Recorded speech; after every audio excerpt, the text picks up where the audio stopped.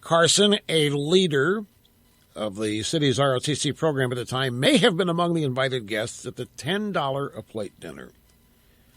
Carson's later retelling of the events in this period of his life downplays his meeting with Westmoreland, and that event's linked to a West Point acceptance. In his January 2015 book, Have You a Brain?, which is a book geared toward teenagers, Carson again recalls his rapid rise through his high school's ROTC program to become the top student officer in the city. And he wrote in his recent book, that position allowed me the chance to meet four-star General William Westmoreland,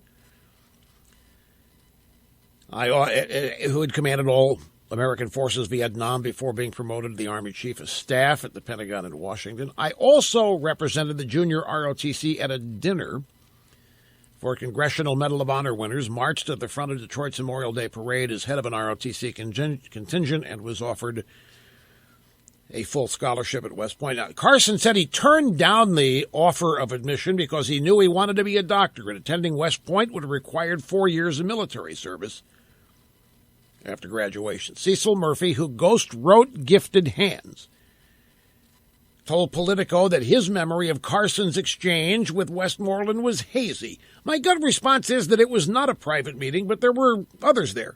The general took a liking to Ben and opened doors. So, Carson never said he went to West Point. This story wants to make you think that.